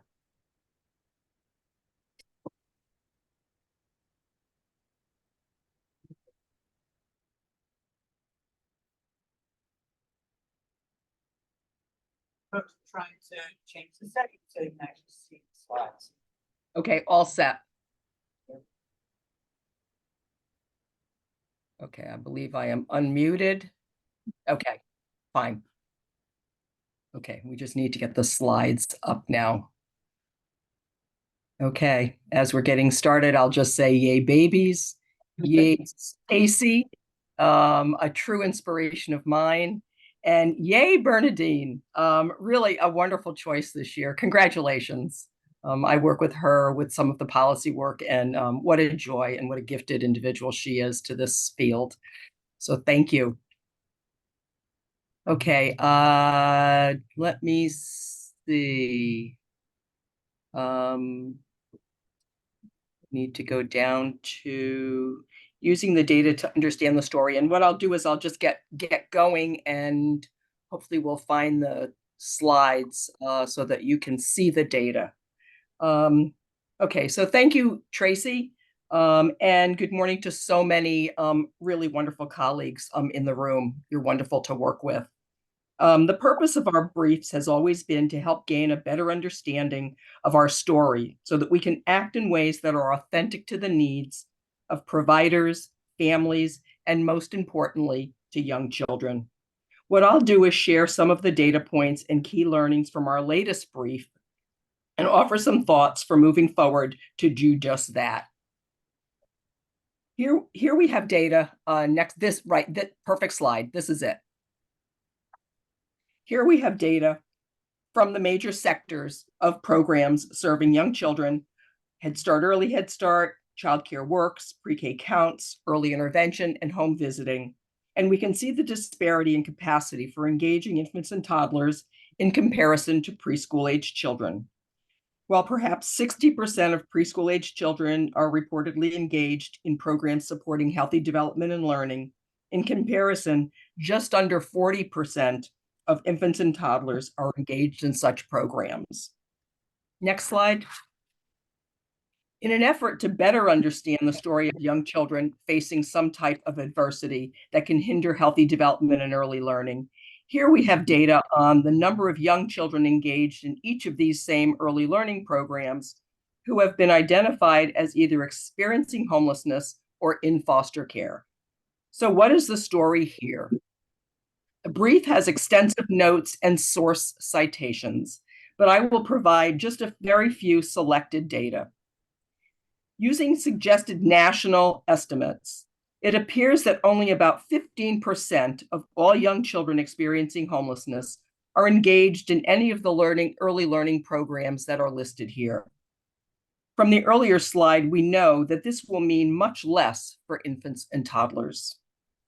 Curious is that, as you can see, the actual number of children identified in early learning programs experiencing homelessness is about 3,000. In comparison to other data in the report, that over 6,000 young children have been identified by the public schools through ECHIA, and over 6,000 have been served by housing programs. So what is the story here? The data mentioned earlier, Omari talked about this, is the variation in the data reporting, and really calling on us to look further into what all of this means. Also curious is that using suggested national estimates, it appears that over 100%, in fact 114%, of young children in foster care are engaged in early learning programs. What's the story here? And yet still to be explored are those unaccompanied young children who are in informal care arrangements with grandparents or other family members or friends who fall outside of the formal foster care system, but meet the McKinney-Vento definition of unaccompanied children and youth. Many of these children are yet to be identified, although often these informal fostering families are receiving no supports, have been found to be at greater risk of homelessness themselves. And from the perspective of the child, the experiences of transitions and situational adversity pose risks, present barriers to enrollment, attendance, and continuity of care, and to the identification of any special needs they may have. We can imagine that challenges are even greater. These numbers are all for children birth to 5, that the challenges are even greater for infants and toddlers. So again, what are the stories here? How can we know what actions to take without the accurate data? Next slide, please. So as has already been pointed out by earlier speakers, it's complicated. Caution is required for the data that we do have. Time periods vary, data collection and reporting systems vary, definitions vary, as do the ways different programs use the definitions. Even cohorts vary. Some are for birth through 3, some are birth through 2, some are birth through 5. And so we have to look at the cohorts too. How are we defining the cohorts? Training and proficiency in use of definitions vary. And since child identifiers are not used, we know that some of the data may be redundant. Because of these and other complications, local discussions and clarification is critical and key to telling the story and setting a path for authentic action. The ongoing work done here in Philadelphia is a perfect example of how critical local collaborative work to dig deeper into the data is really necessary to tell the story and to direct action. What are some key takeaways? There is work to do, as has already been pointed out as well. The available data is murky and data work is needed to direct action. We must know what home looks like for young children, since the risks and protective factors related to each child's transitions and multiple living situations over their first 5 years impact healthy development and learning. The resources and templates provided in the brief will help in identifying data sources, clarifying misalignment of the meaning of the data, and organizing data for taking action, and hopefully gauge progress over time. And I'll point you to the brief, which really has an extensive appendices with links to local sources for data, as well as the templates for organizing that data. And note that these can easily be done by different cohorts. So you can do it birth to 5, birth to 3, 3 to 5, whatever you're interested in seeking more information on. Next slide, please. So finally, what might we do next? How might definition confusion be addressed regarding homelessness and family separation? Are there opportunities to rethink the design for capacity or service type to better serve priority populations or age cohorts? How are inequities such as race, privilege, economics, or the complexity of serving priority families impacting access? And what about persistent barriers to access, such as transportation, difficult application processes, or generic marketing that may not necessarily target the families most in need? I'm sure you can think of other actions as well. It's hoped that this brief can be helpful as you move ahead in seeking those actions to move with. Okay, thank you very much. And I'll turn it back to Tracy for any final comments.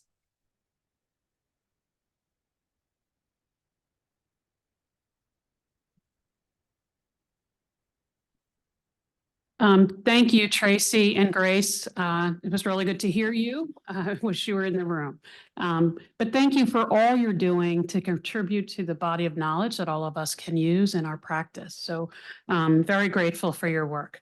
At this point, I'd like to, and we're going to hold question and answers till the very end of the presentations because we might not There may not be time, but we're way behind on our schedule. So at this point, I'd like to introduce JJ Cotilli, who's going to share his work with the Bell team.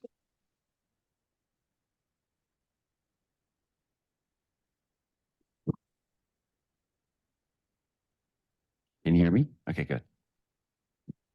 So I got my slides in late, so they're pulling them up now for me. I'm JJ Cotilli. I'm a senior research scientist from Nemours. I think most people in the room know me. I don't know who's on the internet, but I'm very happy to be here. I'm very happy to see you all that are here. I'm going to be presenting findings from the Bell program. Bell's got access to a lot of data because it's been working in multiple senses of the word for about 7 years now, helping to connect systems and to improve developmental appropriateness of shelter systems and connect them to other systems. And that'll be a theme of my presentation. So I'm going to present findings. I might be too far away. Not working? Sorry. Oh, there we go. Okay, great. In just a minute, that was developed with the Bell team. But before I do, I have to say a few things. First, I want to express my appreciation and Bell's appreciation for William Penn Foundation, Vanguard Group, who fund Bell. I did complete this work as a for-pay consultant for Hopeful. I appreciate and acknowledge the cooperation of the City of Philadelphia and the Department of Public Health, IRB. And we'll talk more about agencies that have really started to own this issue and help with some of the things I'm going to present today. And then anything controversial I say or anything I say should not be attributed to the agencies. Any mistakes I made or things I shouldn't have said are my own point of view. And I can't advance the slide again. It's not going to work. All right. I tried to put something really complicated up. Can I just do it? Okay. I'll do it from here. No, I won't. Oh, this one. Okay. All right. So we're going to talk about risks and resources for families with young children in family shelters in Philadelphia. And part of the goal, part of what I'm going to show you is that the needs and the risks are going to span multiple systems and multiple agencies. So we need to make sure that we have a multi-system response. And so this, if you're not familiar with Bell, Bell is a specific program with a specific program model, logic model and everything, with specific activities. And we've been doing this in Philadelphia for a while now with Hopeful. And the Bell model essentially has three broad goals. One is to increase the developmental appropriateness of the shelter system where families with young children are residing, but then to also connect the shelter system with the early childhood program system, the early childhood education system, and to make sure that connection is strong. And finally, as a result of this and from other reasons, we want to make sure that families staying in shelter with young children have the opportunity to participate in early childhood programs as a specific kind of service that can be really helpful in promoting healthy early development and family and child resilience. Okay, so let's get to the data. We're going to look at all young children who stayed in emergency or transitional housing served by Bell in the city of Philadelphia from the time of September through February, I should say September 2018 through February 2020. So if they had a stay of at least 30 days, age birth to 5 in this time period, we're going to be thinking about what they experienced before, during, and after their shelter stay. Okay, there were 1,281 children. Okay, now we have a lot of data from a lot of city agencies linked at the individual level to tell us about these children's experiences and these families' experiences. We have child demographics. We have data from Philadelphia Department of Public Health on things that happened before the child was born. Did the mother receive adequate prenatal care? Was the child born prematurely or with low birth weight? At the time of the child's birth, did mom have a high school degree? Was it a teenage mother? And these were for at the birth of the child that would go on to experience homelessness in that time span. And then at any point prior to shelter, did the child have evidence of an elevated blood lead level that would indicate a risk for blood toxicity, which can really have a negative impact, specifically on early development? We have data from the Office of Homeless Services on the characteristics of shelter stays before, during, and after that time period. And we have information from the Philadelphia Department of Human Services on to indicate children who had experienced an out-of-home placement before entering shelter at some point in their life. And we also have data about after shelter as well. And then finally, Bell focuses a lot on early childhood programs. So this data comes from multiple sources. Primarily, the Bell program supports family shelters to collect that information when they engage families to help them enroll in early childhood programs if that's their wish. So a lot of this information comes from the families themselves while they're in shelter. We also have information from the Philadelphia Office of Children and Families for any family who use the PHL pre-K subsidy for preschool, and from the Department of Behavioral Health and Intellectual Disability Services on early intervention for infants and toddlers. And so we have dates for all these things. We can say when families or when children participated in early childhood programs, if they participated in shelter is what we're focused on today. And we're able to divide it not only yes, no, but if a child's in a program, we can then further say, is this what's considered a high quality program or a not high quality program? And in the interest of time, I'm going to go forward, but we can talk more about those definitions if folks are interested in. So let's look at some of the data. So I'm comparing birth to 5-year-olds who stayed in shelter during that time span to every other child of the same age in Philadelphia during that time span. So we can see how things are the same or different for children in shelter. Child race, that is the rate of children who are a Black or African American. And you can see the great racial disparity in children in shelter versus the rest of the city there.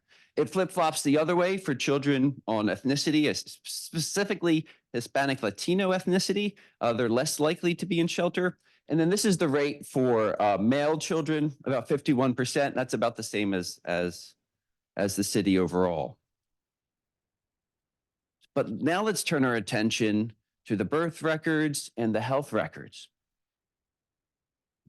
And here we see disparities in resources and in risk factors for the young children in shelter.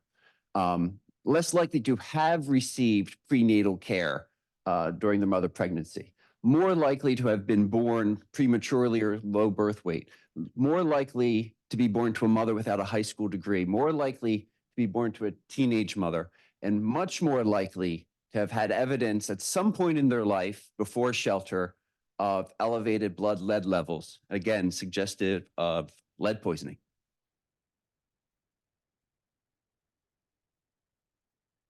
Okay. Now looking at shelter.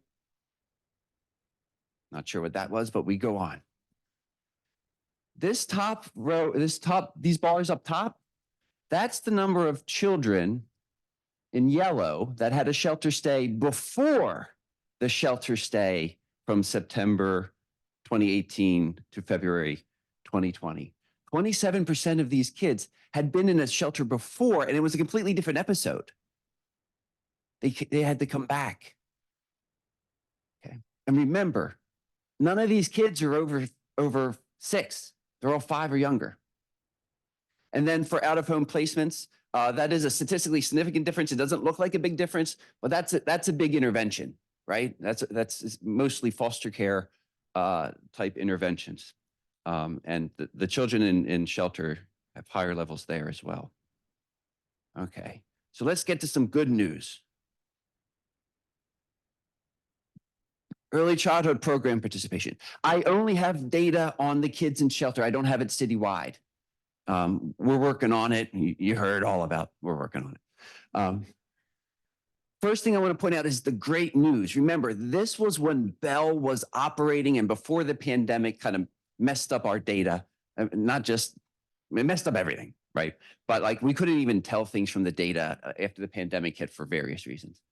But when Bell was operating, 2/3 of the kids were in some kind of early childhood program while they were in shelter. And it's, I think Bell had a role in that, but you all had a role in that too. And it was working.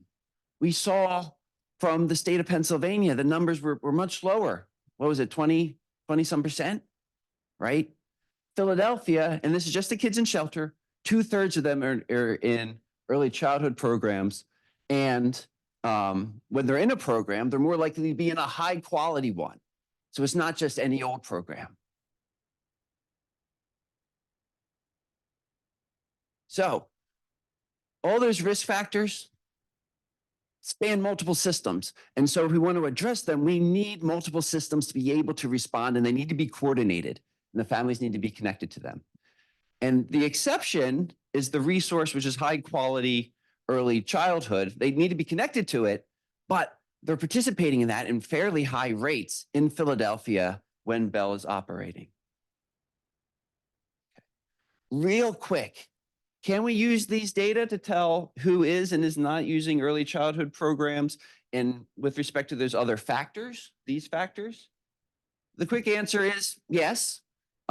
Here's what we know. We put it in the fancy stats. We model this statistically.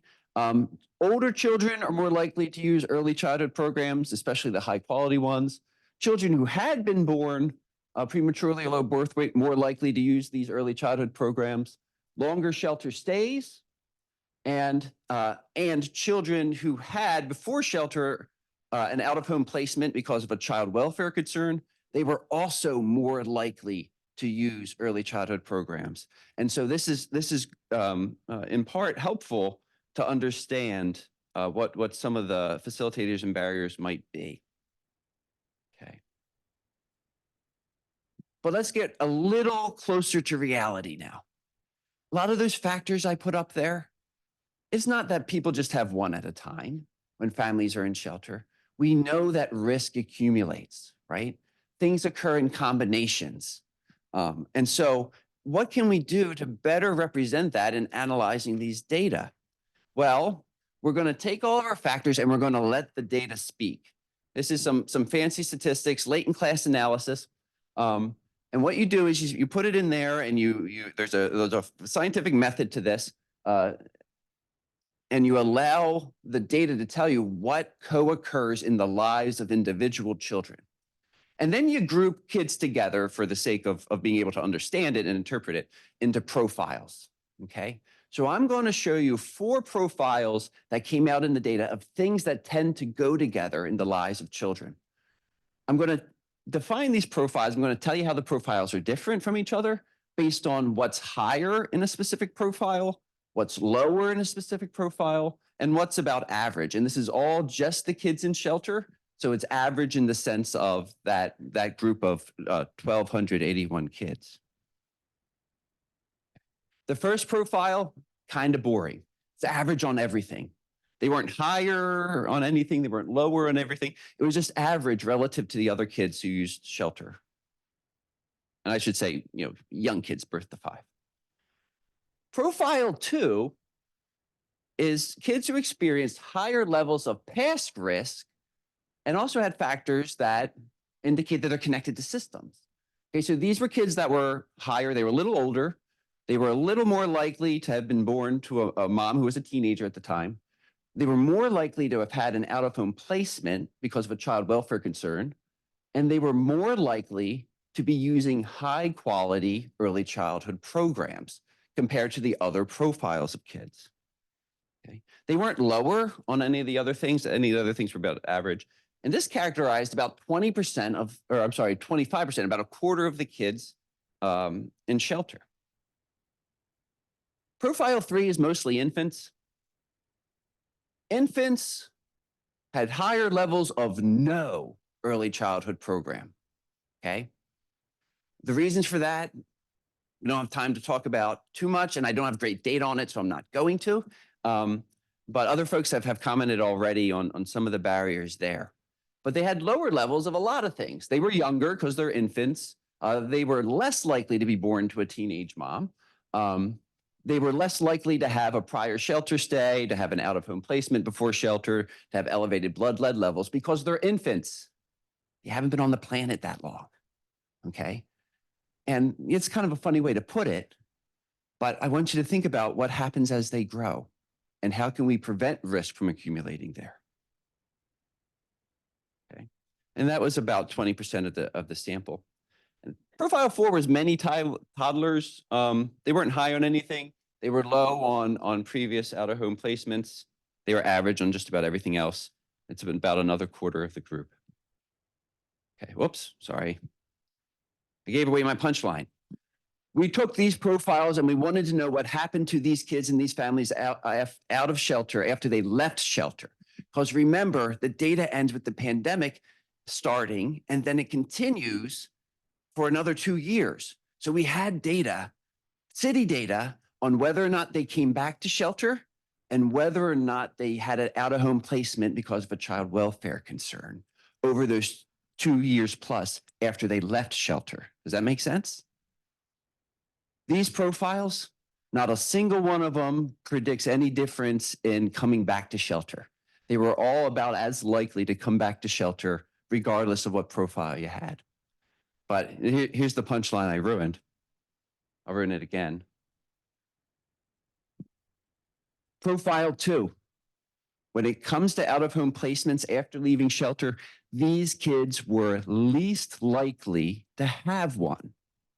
They were less likely to have an out-of-home placement after leaving shelter.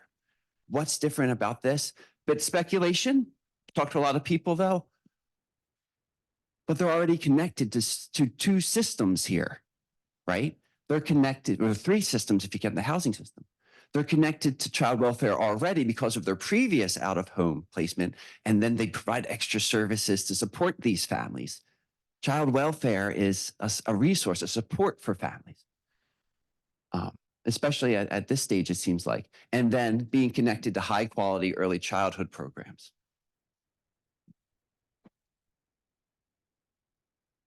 Okay, so service coordination might be where it's at. It might have a lot to offer families, and we need to make sure that families are connected to systems in effective ways, right? That's what's going to work for them. And we always need opportunities for infants. That's the theme. Okay, so this is my last slide. Multi-system risks. So we need a multi-system response, right? We need system coordination. We need people getting together like Bell tries to do, right? In Philadelphia, the rates of early childhood program participation are high. Specific model is the Bell model. Specific activities are the Bell activities. As you're doing that, you get these numbers, right? It doesn't meet standards of evidence yet. There are standards before we can call something evidence-based.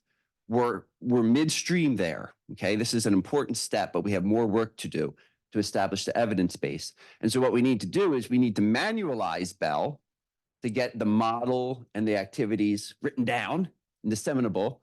And then we need a more rigorous test of efficacy. That means we need to do more research with Bell, but things are looking very promising with respect to the impact of Bell.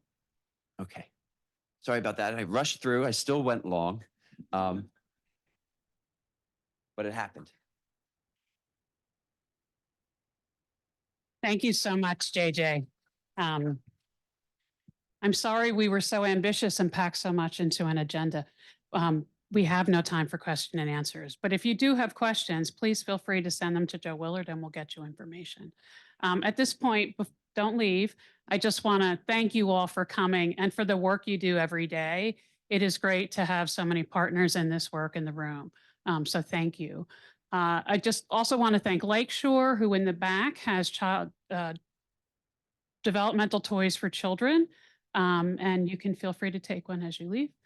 And now I'm going to turn it over to Amari, who's going to do the raffle. All right. Did you not get it? So we wanted to save the fun stuff for last, and we are fortunate to have Mariah from Lakeshore right here. Lakeshore not only brought items for you guys, for everyone in the room to take with them, to help benefit one of their programs or development of a child in your care, but Lakeshore also provided several gift cards. And when you first came in, you received a raffle ticket, and I thought it would be fitting to have Mariah choose the raffle ticket out of this bag, and let's see who the winners are. You choose two, please. All right. All right. All right, cool. You wanna read it? All right. All right. We have 164095. We have 164095. Are you doing? All right. All right. We have a second lucky winner then. The second number is 164073.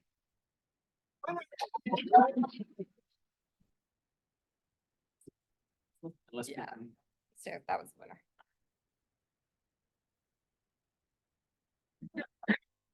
The second winner is 164006. Oh, that's me, but I never win, so I'm gonna give it back, but, yay. Kathy, maybe you should be picking this next time. I don't know if I'm. Give it to your grandchildren. All right. Third time's a charm. 164084. All right, so in addition to any of the items in the back, you're also gonna receive a $150 Lakeshore gift card to apply towards any purchase from Lakeshore's website. Please take plenty of photos, tag them in it. And we thank you for joining us today. So your gift cards will be in the back with Karina, and feel free to grab anything off the Lakeshore table on the way out. Thank you. Thank you, thank you. Yeah, I appreciate you. Thank you. Yes, thank you.